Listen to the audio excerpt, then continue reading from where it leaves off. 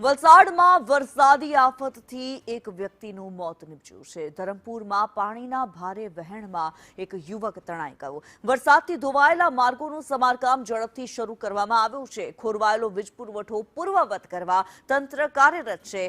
પાણીના નિકાલ બાદ સફાઈ માટે પણ કડક આદેશ આપવામાં આવ્યા છે। આ વરસાદ દરમિયાન કામગીરીને લઈને સાંસદે નિવેદન આપ્યું। તંત્ર દ્વારા રાહત બચાવ કામગીરી ચાલુ હોવાનું ધવલ પટેલનું નિવેદન। અસરગ્રસ્તોને ₹6,700 કેશ ડોલ્સ આપવાનો નિર્ણય કરવામાં આવ્યો છે તેવું સાંસદે કહ્યું છે। પાણીના નિકાલ બાદ સફાઈ માટે કડક આદેશ। રાજ્ય સરકારનું વલસાડ નવસારીમાં વિશેષ ધ્યાન છે। અન્ય જિલ્લાઓની ટીમો પણ બચાવ રાહતમાં જોડાઈ હોવાનું નિવેદન સાંસદ ધવલ પટેલે આપ્યું।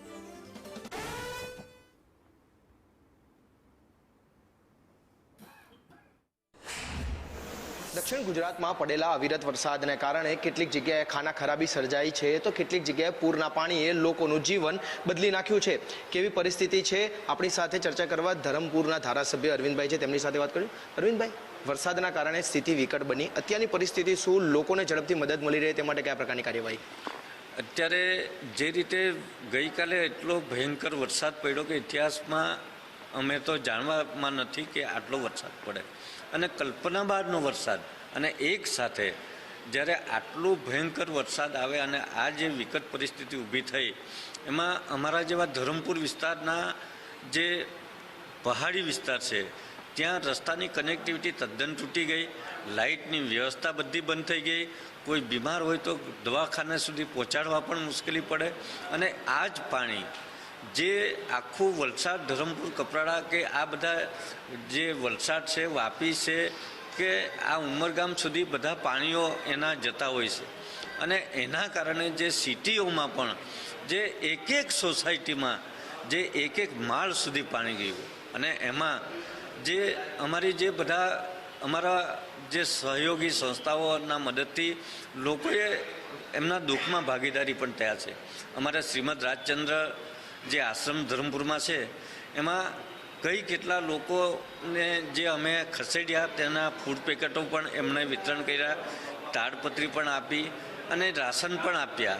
અને અમે જે જગ્યાએ ડુબાણમાં ગયા હતા એવા લોકોને માટે અમારા જે ભારતીય જનતા પાર્ટીના તમામ કાર્યકર્તાઓ પણ અમારા જે એની સાથે અનેક સંસ્થાઓ કામ કરીને આજે દુઃખના સમયે બધા અહીં ખડે પગે હાજર રહ્યા છે। સ્વાભાવિક છે, ધરમપુરના ધારાસભ્ય અરવિંદભાઈ પટેલનું કહેવું છે કે વરસાદના કારણે સ્થિતિ ગંભીર બની હતી। અત્યારે એક વ્યક્તિના મૃત્યુના સમાચાર આવ્યા છે તો કેટલાક રસ્તાઓ જે સ્ટેટ હાઈવે અને અન્ય જે રસ્તાઓ છે તેનું ધોવાણ થયું છે। ફરી વખતે પૂર્વવત થાય અને લોકોને તમામ જે સુવિધાઓ છે તે મળતી થાય તે પ્રમાણેની કામગીરી શરૂ કરવામાં આવી છે, પરંતુ હજી વરસાદ ચાલુ છે। કેટલાક વિસ્તારોમાં પાણીના વહેણ ચાલુ છે, જે બંધ થયા બાદ તમામ જે કામગીરી છે તે યોગ્ય સમયે કરવા માટે સરકાર કટિબદ્ધ છે, તંત્ર કટિબદ્ધ છે, પરંતુ લોકોને સુવિધા ક્યારે મળે છે તે જોવું મહત્વનું છે। કેમેરામેન ધર્મેન્દ્રસિંહ સોલંકી સાથે જિગ્નેશ પટેલ, સંદેશ ન્યૂઝ, વલસાડ। જે છેલ્લા 3 દિવસમાં અતિ ભારે વરસાદ પડ્યો અને વલસાડ જિલ્લામાં 46 ઇંચ જેટલો જે વરસાદ પડ્યો એ વલસાડ જ નહીં પૂરા ભારત દેશના ઇતિહાસમાં હમણાં લગીને ત્રીજો સૌથી હાઈએસ્ટ વરસાદ પડ્યો હતો।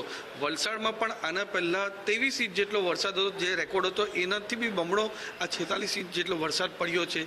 એના કારણે પૂરા વલસાડ જિલ્લામાં પાણી ભરાવાની ઘટના અમારી સામે આવી હતી અને પૂરું તંત્ર સાથે મળીને જેટલા લોકોને રેસ્ક્યુ કરાય એ બધા જ ઓપરેશનો કર્યા। જ્યાં જ્યાં ફૂડ આઇટમ પહોંચાડવાનું ત્યાં તંત્રએ પણ પહોંચાડીને અમારી ટીમે પણ પહોંચાડ્યા।